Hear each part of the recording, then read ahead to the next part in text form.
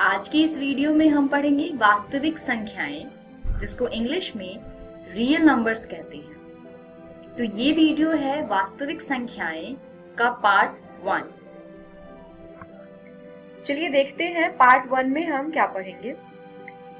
Euclid विभाजन प्रमेयिका। चलिए theorem देखते हैं एक यूक्लिड विभाजन प्रमेयिका का। प्रमेय 1.1 यूक्लिड विभाजन प्रमेयिका। दो धनात्मक पूर्णांक a और b दिए रहने पर ऐसी अद्वितीय पूर्ण संख्याएं q और r विद्यमान है कि a बराबर bq जमा r हो, जहां पर r 0 से बड़ा या बराबर है तथा r b से छोटा है। इसका अर्थ है कि कोई भी दो पूर्णांक दिया हो, धनात्मक पूर्णांक, तो हम ऐसी दो संख्याएं निकाल सकते हैं q और r, जिससे a बराबर bq जमा r एक जो समीकरण है वो सेटिस्फाई करेगा और r जो है, r यहाँ पर शेषफल दर्शाता है। r 0 से बड़ा होगा या बराबर होगा और r b से छोटा होगा। यूक्लिड विभाजन एल्गोरिथम दो धनात्मक पूर्णांकों का HCF परिकलित करने की एक तकनीक है। यानी HCF निकालने के लिए हम यूक्लिड विभाजन एल्गोरिथम का प्रयोग करते हैं। आपको याद होगा कि दो धनात्मक पूर्णांक a और b का HCF सबसे बड़ा धनात्मक पूर्णांक d है, जो a और b दोनों को विभाजित करता है। मतलब HCF, जिसको हम इंग्लिश में हाईएस्ट कॉमन फैक्टर कहते हैं, वो दो संख्याओं का वो सबसे बड़ा धनात्मक पूर्णांक होता है जो दोनों ही संख्याओं को पूर्ण रूप से विभाजित करता है। दो धनात्मक पूर्णांकों, मान लीजिए c और d, जहां c d से बड़ा है, का HCF प्राप्त करने के लिए नीचे दिए हुए चरणों का अनुसरण कीजिए। यानी ये वो सारे स्टेप्स हैं, वो चरण हैं जिनका हम प्रयोग करते हैं दो धनात्मक पूर्णांकों का HCF निकालने के लिए। स्टेप 1, c और d के लिए यूक्लिड विभाजन प्रमेयिका का प्रयोग कीजिए। इसीलिए हम इससे q और r ज्ञात कर सकते हैं कि c बराबर dq जमा r हो, जहां c दोनों संख्याओं में से बड़ी संख्या है, बराबर d छोटी संख्या, q भाजक जमा r शेषफल।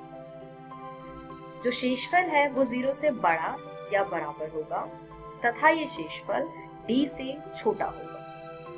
चरण 2 यानी स्टेप 2, यदि r 0 के बराबर, यहाँ पे हमारे पास दो केसेस आते हैं, या r 0 के बराबर होगा या r 0 से बड़ा होगा। तो यदि r 0 के बराबर है तब d पूर्णांकों c और d का HCF है और यहीं पे हमारा हल प्राप्त हो जाएगा। दूसरा केस, यदि r 0 के बराबर नहीं है तो d और r के लिए यूक्लिड विभाजन प्रमेयिका का फिर से प्रयोग कीजिए। स्टेप 3, इस प्रक्रिया को तब तक जारी रखिए जब तक शेषफल 0 ना प्राप्त हो जाए। इसी स्थिति में प्राप्त भाजक ही वांछित HCF होगा। चलिए एक प्रश्न देखते हैं। 4052 और 12576 का HCF यूक्लिड विभाजन एल्गोरिथम का प्रयोग करके ज्ञात कीजिए। हल। पहला चरण, यहाँ पे 12576 बड़ा है 4052 से, तो हम 12576 और 4052 पर यूक्लिड विभाजन प्रमेयिका का प्रयोग करेंगे और हमें प्राप्त होगा 12576 बराबर 4052 गुने में 3 जमा 420। चलिए देखते हैं ये हमने कैसे प्राप्त किया। भाग का साइन बनाएंगे। जो इन दोनों में से बड़ी संख्या है उसको भाज्य के रूप में लिखेंगे तथा जो छोटी संख्या है उसको भाजक की जगह लिखेंगे और इसको भाग देंगे। 3 बार में ये आएगा 12156, तो घटाने पर हमें शेषफल 420 प्राप्त होता है। क्योंकि शेषफल 420 0 के बराबर नहीं है, इसीलिए हम 4052 और 420 के लिए यूक्लिड प्रमेयिका का प्रयोग करके निम्नलिखित प्राप्त कर सकते हैं। देखते हैं अब हम इसके आगे अगला स्टेप कैसे लेंगे। ये हमारा पिछला आंसर है।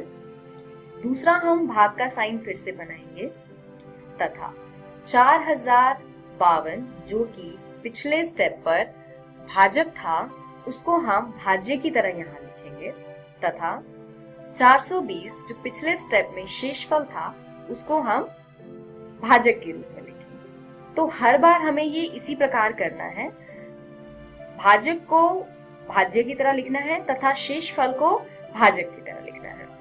फिर हम इसको दोबारा भाग करेंगे।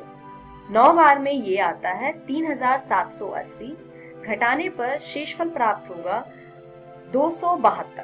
क्योंकि शेषफल 272 0 के बराबर नहीं है तो हम 272 तथा 420 में दोबारा से यूक्लिड विभाजन प्रमेयिका का प्रयोग करेंगे।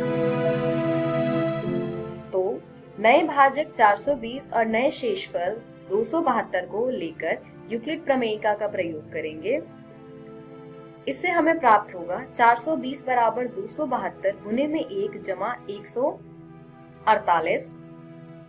इसमें हम फिर 420 को भाज्य के रूप में लिखेंगे तथा 272 को भाजक के रूप में लिखेंगे तथा एक आया हमारा भागफल।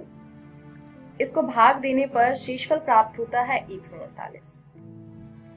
नए भाजक 272 और नए शेषफल 148 पर यूक्लिड विभाजन प्रमेयिका का फिर से प्रयोग करेंगे और ये हम तब तक करते रहेंगे जब तक कि हमारा शेषफल 0 नहीं आ जाता। अब 148 और 272 को लेते हैं और आगे हल करते हैं। इस पे फिर से यूक्लिड विभाजन प्रमेयिका का प्रयोग करने पर हमें 148 भाजक प्राप्त हुआ है तथा शेषफल 124 प्राप्त हुआ है, जिसपे हम फिर से यूक्लिड विभाजन प्रमेयिका का प्रयोग करेंगे। इससे ये आएगा 148 बराबर में 124 गुने में 1 जमा 24। हम नए भाजक 124 और नए शेषफल 24 पर यूक्लिड प्रमेयिका का प्रयोग फिर से करेंगे और इससे हमें मिलेगा 124 बराबर 24 गुने में 5 जमा 4। अब नया भाजक है 24 और नया शेषफल है 4। इस पर हम यूक्लिड विभाजन प्रमेयिका का प्रयोग करेंगे। क्योंकि ये लास्ट स्टेप है इसलिए इसको डिटेल में देखते हैं। अब 24 को हम भाज्य की जगह पर लिखेंगे तथा 4 को भाजक की जगह पर लिखेंगे। 4 में अगर हम 6 से गुना करते हैं तो 24 प्राप्त होगा, यानी इस स्टेप पर हमारा जो उत्तर है, जो शेषफल है वो 0 आता है। क्योंकि अब शेषफल 0 के बराबर आ चुका है तो इस स्टेप पे जो हमारा भाजक है यानी कि 4 वो इस प्रश्न का उत्तर है, यानी 4052 तथा 12576 का HCF 4 है। इस वीडियो में हमने सीखा यूक्लिड विभाजन प्रमेयिका। अगली वीडियो में हम देखेंगे अंकगणित की आधारभूत प्रमेय, भाज्य संख्या की परिभाषा तथा HCF और LCM। Thank you.